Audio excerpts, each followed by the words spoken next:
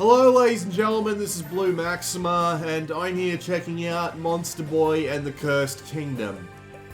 If you think my voice sounds a little bit weird, that's because it does. I've been sick for the past week, but unfortunately I've run out of time. I made like a week and a half worth of videos and put them up on the channel, thinking to myself, oh, when it's about halfway through, I'll be able to just, you know, pick it back up, record some more videos, and then get that done again. And then I got sick around halfway through, so I've been wanting to get over that, but I just haven't been able to, not in time, so I do apologize for this. This video is all going to be post-commentary, because I actually recorded this footage something like a week ago, thinking, oh, I'll be able to get this done when I'm not sick, but unfortunately that's just not the case, because of course it bloody isn't. You try to take a break from YouTube, and the first thing you do is get fucking sick. So that's a good start. So, what is Monster Boy and the Cursed Kingdom? It is a sort of spiritual successor to the Wonder Boy series originally released on the Master System. And it's got the involvement of the original creator. That would be, I wonder if I know his name, in all honesty. I'm still sick, I can't really think straight, but yeah, it's basically got the involvement of the original creator in, and it is more or less a spiritual successor in every sense of the word. As a matter of fact, if I am being perfectly honest, I'd say the game feels a little bit too close. But we'll get on to that. So the game is a Metroidvania, a pretty standard one by most fare. You have the ability to jump and attack. You run around going through areas, getting new abilities from those areas, and that lets you access new ones. Very easy to understand, right? You do also have animal transformations. In this game, you start out as human, but you eventually get transformed into a pig, and then you unlock extra transformations as you go, like the snake and the frog, and that's what I'm currently up to at this point, and I'm about 4 hours in. Apparently the game's about 15 to 20 hours long. I think they said something like that on the store page, so yeah, if that's the case, I assume you're not going to have access to all your transformations until about the halfway mark. But yes, ignore this footage here. I've tried to put together as much footage as I can because I kind of suck at this game, so I've ended up having to use footage where it turns out I suck, and for this footage I actually suck for a very specific reason. I'm actually wearing boots that melt ice under me, and I don't figure it out until later on into the recording, so yeah, unfortunately I didn't have much footage to work with, so I kind of have to put this one in, because admittedly, as I said, I suck at this game. This includes some of the puzzles. But yes, you do eventually get the ability to swap back and forth between transformations, and I do so multiple times in this video, from pig to snake to frog, and all the transformations have their own unique abilities. Like the snake, for example, has the ability to headbutt. The frog has the ability to grab bombs, and when the frog grabs bombs, it can spit them right back. It also has the ability to grab things with its tongue, i.e. these weird little platform things going on here. The pig has the ability to do things like sniff out secrets and stuff like that. And yes, you can swap between them at will after a certain point. And you use them to navigate the world, solve puzzles, and sometimes you can do things like buy equipment using coins that you collect from defeated enemies. I said that the game is very similar to Wonder Boy, and that's basically because it is. Like, to say that the games feel almost identical is, like, it's so close to the truth. Like, they've added some stuff here and there, right? But the games do absolutely feel really identical. Like, unbelievably so. As I said before, it's got the involvement of the original creator, and it's basically a spiritual successor. So that is just kind of the way that it works. But with, like, even the movement, the jumping, and the attacking, it all feels so similar to Wonder Boy. And I played the remake of The Dragon's Trap recently. Well, not recently, but I do have a video of it on my channel if you don't believe me on that part. But the game just feels, in mechanical complexity, so similar to Wonder Boy 3 that it's kind of insane that they managed to get away with it without bringing down Sega on their heads. But then again, Sega does actually support this project. I do believe they are listed in the credits and stuff like that as the owners of the original IP this is based on. Is there a plot? Yeah, there is, but it's really basic. Your drunk uncle transformed everyone into animals. Go sort that shit out. I'm not even kidding, that's basically the entire plot. I apologize, I'm still sick, as I said, so you do more or less just have to go and sort that shit out, sunshine. Oh yeah, the pig also has access to unique magic, including fire, tornadoes, boomerangs, and what was the other one? I don't remember. The snake can also spit acid, which is a pretty decent range attack. You're limited on spells, but you're not limited on poison, so it's very useful to actually have that range attack there. But yeah, the gameplay is just really basic Metroidvania stuff, and I say this in a pretty decent way. Like, let's go over the presentation for a bit, because let's try and not criticize the game too much in a short period of time, but the game looks absolutely wonderful, and there's a good reason for this. The developers of this remake are actually, the Game Italia. And if you don't know who they are, well, actually, to be fair, a few of you might know who they are. If you've been watching this channel for my Vita content, which is like 90% of my regular viewership at this point, if you've been watching this channel for that kind of content, you probably know who they are, because they've actually done a few Vita games. There's, Flying Hamster HD and Crazy Market, both of which were decent in their own way. So, they originally did a Kickstarter for a Metroidvania game inspired by the Wonder Boy series. And then the original creator came along and said, hey, how about I work with you on this and we call it a spiritual successor. We'll even get Sega in on this shit. So it is more or less like Wonder Boy 4. That's basically what the game feels like. As I said before, even the mechanics feel almost identical. But the Game Italia have given it their own sort of graphical makeover, and it looks fantastic. Like, there is no denying they've put a lot of love and effort into this game. The sprite work, the animations, the backgrounds, all of it is just really good stuff. Like, all of it is really good stuff. Like, it is absolutely, positively true that that they have put a ton of effort into making this game look good. Like, honest to God, this game looks fantastic. And there isn't a single point in this game where I deny that the game doesn't look fantastic. Every animation, every enemy, every location I've seen is up to an incredibly high standard. It's definitely not one of those sorts of, like, 2-bit knockoffs of the 8-bit or 16-bit retro style. No, they have very clearly put a lot of care and attention. As to whether or not this game looks better than the Wonder Boy 3 remake, well, I will say that it doesn't feel fair to compare the two, just because the two are so similar, not only in style but in objective, that I feel like you would be comparing a very similar set of apples to another very similar set of apples. They've just both done a fantastic job in their own way, and I feel like calling one or the other better is an insult to each individual effort that's been put into here, because, good lord, again, this game just looks absolutely amazing. The game's soundtrack is also great as well. Like, I will admit that I haven't...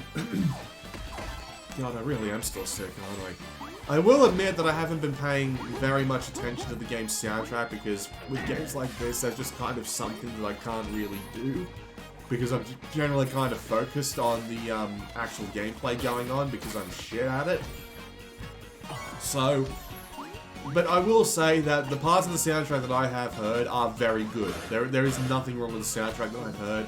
They have got a fair few names in here to work on this, including Yuzo Koshiro, Mr. Streets of Rage himself, and, well, yeah, they've got talent. It's very good stuff. I will not deny that the soundtrack is very good. But yes, It is some very good presentation. There is absolutely nothing wrong with the way that they've made the game look and feel in terms of just their audio stylings and graphical stylings. So, yes, I've got nothing wrong with the presentation overall. The gameplay, however, is a little bit suspect. As I said before, the game feels very similar to Wonder Boy 3, The Dragon's Trap.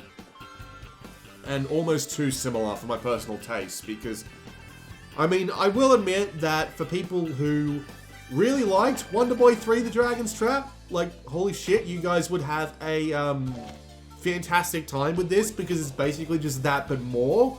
But me, personally, I'm always looking for something, like, a little more unique and a little more interesting in my, well, in my games in general, really, not just my Metroidvanias or my action platformers or what have you, but I'm always looking for something a little more unique and interesting, and I will admit, if you've played Wonder Boy 3 a lot, this game doesn't really do that much for you. There's a lot of very similar mechanics and a lot of similar puzzles and just even similar progression, man. Like, to say that the games feel like mirror images of each other is like, I know I've emphasized that a lot, but seriously, these games feel almost identical, and that can be a bit of a problem.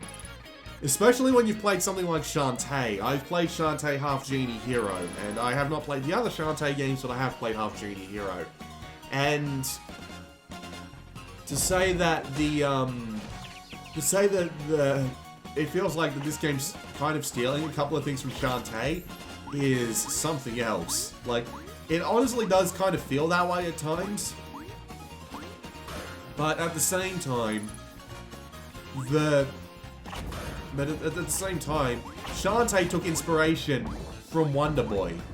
Like, there's no denying that. So, to say that it's kind of just like a cycle of inspiration going on, that where no one is particularly at fault for anything, or, you know, I guess you could say that the developers of Monster Boy felt gratitude for the fact that Shantae took inspiration from, like, Wonder Boy in the first place. Yeah, it's very easy to get these things confused. Yeah, I got the quiz wrong a couple more times, that's why there's a cut there. You didn't need to see that shit more than once. So, yeah, the mechanics are identical, but I had a couple of other problems when I was coming into this game as well. It turns out a lot of them were either A, my own fault, or B, the fault of the PC ports. So, the actual PC port's capabilities, because this is the PC version, the console version came out months ago. The only reason I'm taking a look at the PC version is because I ended up taking a look at my emails one day, and it said something along the lines of,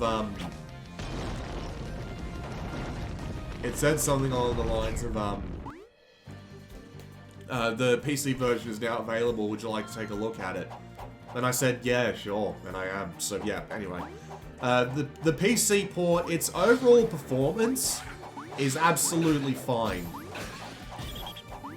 The game itself is a very, like, lightweight, two-dimensional game, so it doesn't really need that much in the way of specs. Once I got it running on my GPD Win 2 after a couple of graphical errors, the game runs at 60 frames a second even on that hardware without skipping a beat, so it's very well optimized. There's nothing wrong with it. However, the controller support is a bit iffy. I was playing it on a GPD Win 2, as I said, and that doesn't have a very, like... The 360 pad is not up to spec. It's got a couple of buttons that serve as the triggers and the shoulder buttons. So, to say that the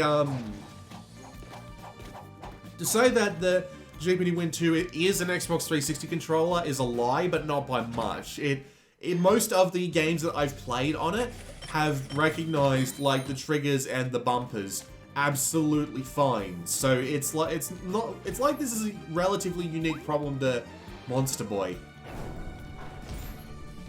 But whenever I was playing this on my GPD Win 2, my triggers and my shoulder buttons wouldn't pick up, what's the word I'm looking for? All the time. it wasn't consistent. I'm not entirely sure what the deal is, but in this game in particular, for some reason, I was never able to get the triggers and bumpers to be recognized consistently. So whenever I was pressing the buttons to try and swap transformations quickly, or I was trying to swap spells quickly, it just wouldn't work half the time. So I ended up going through a fair bit of the game thinking that it was a problem with the controllers. Then I plugged the DualShock 4 that I own into this computer to try and, you know, get this video footage recorded. And it worked just fine. There was no problems with the triggers or anything like that. Like, this was so bad that I actually backed out of the game on my GPD-Win 2 and fired up a round of Unreal Tournament 2004 just to make sure that my controller was still working properly. And it was. Like, there was nothing wrong with my, actual controller. There was nothing wrong with it. It was just, this game seems to have a problem picking up that specific controller, even when, like, 99% of the other apps I've ever played on the GPD-Win 2 haven't had a problem with picking up the controller whatsoever. So I'm not entirely sure what the deal is there. It might have something to do with the fact that this game actually uses the Steam API for controller stuff, because if you look in the bottom right corner when this game is launching and you've got a controller plugged in, it'll say profile loaded Wonder Boy X360 or profile loaded Wonder Boy DS4. So I think it's using the controller API for controller support, and I'm guessing that API is kind of broken in that sense. So I just found myself, like, having problems with the controls that were just immediately solved when I swapped controllers. So if you plan on playing this on a GPD-Win 2 for, like, the 2 of my fans that have a GPD-Win 2, there you go. There's a warning for you. And also the game is actually quite difficult. Like, I won't say that it's easy by any sense of the word. There are some challenging platforming things. There are a fair few mini-bosses, and I believe I do fight one in this footage. At least I hope I do. And they are pretty decently challenging fights, although they do more or less end up being... Oh, that's a bug. I wonder why that's frozen in midair.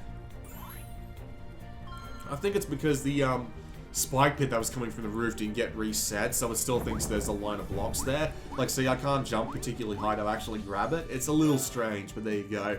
I'm also showing off a little bit of the menus here where you can swap equipment, but equipment can only be used when you're the frog, or assumably the human, once you unlock that later on.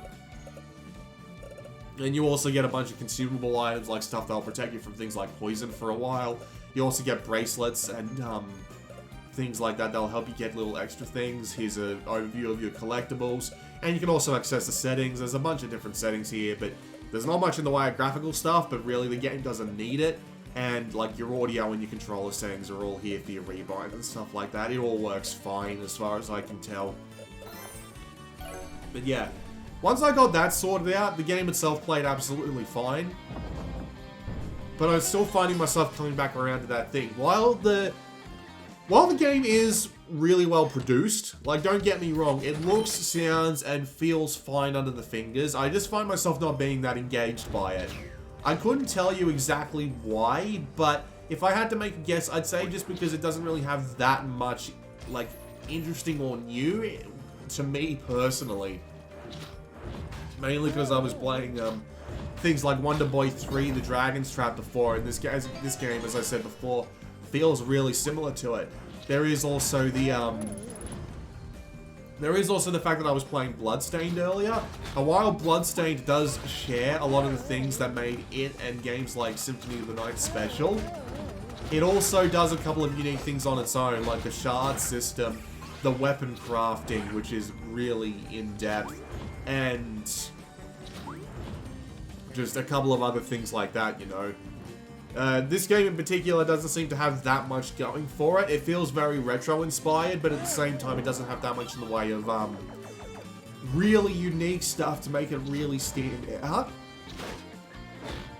And that's my main problem with the game in general. After a few hours, I found myself thinking, that's enough.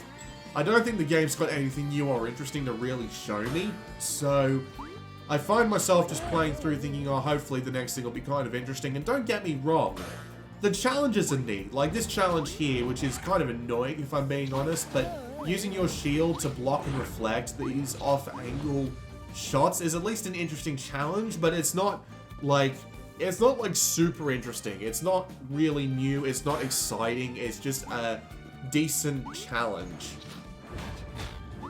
And a lot of the games in a lot of the situations in this game feel that way. They're interesting challenges, but they're not exciting.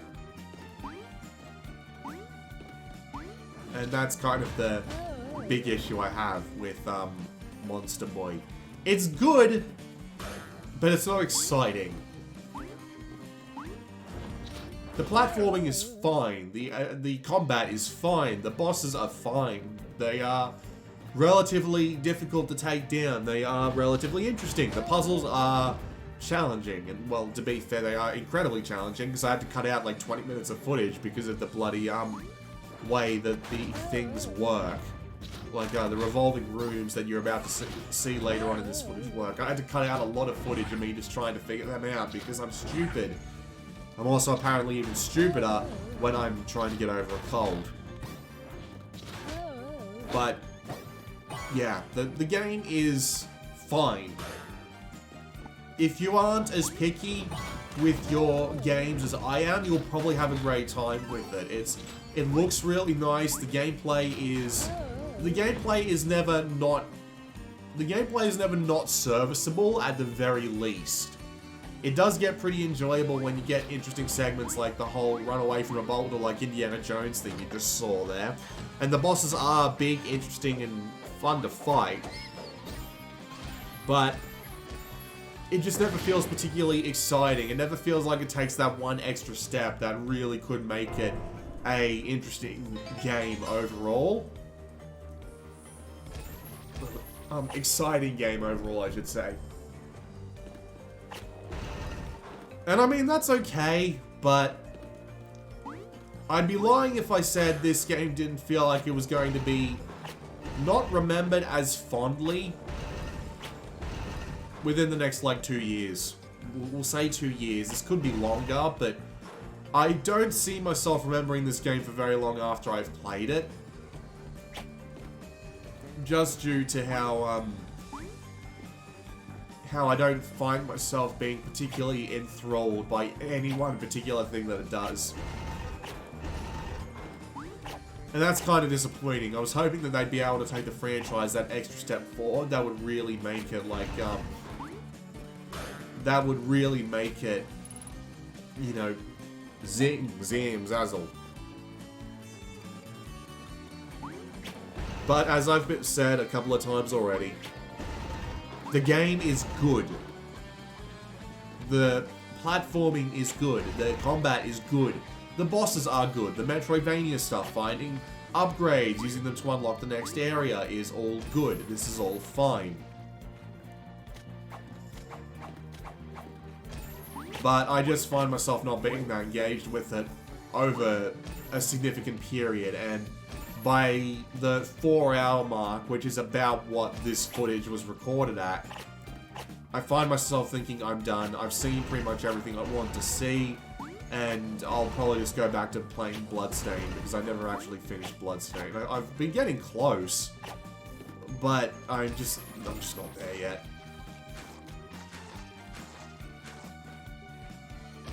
Would I recommend it? On sale, yes, I would, but I don't think I'd recommend it at full price. Just because it feels so, it feels like it takes a lot from stuff that we already know without adding too much of its own into the formula. Especially when you compare it against Wonder Boy 3, or hell, most other Metroidvanias. Like, it doesn't have the neat, like, mechanics of Time Spinner. It doesn't have the procedural generation of Chasm, although that game did turn out very well, probably because of that procedural generation. It doesn't have, like, the unique flair of Bloodstained, or Castlevania for that matter. It's just okay. It's just okay. And That is okay, of course, but considering that the game costs like $40, it is probably something you can safely wait for a sale on. I'm going to stop talking now because I've got 25 minutes of audio to go through and try and remove all the coughing I just did, so I'm going to let the rest of the footage that I recorded play out because I'm pretty sure there's a boss fight at the very end of this footage. Oh, no, there isn't. I didn't actually record one. Wow, go me. But yeah, this has been Blue Maxima, and I will see you all next time.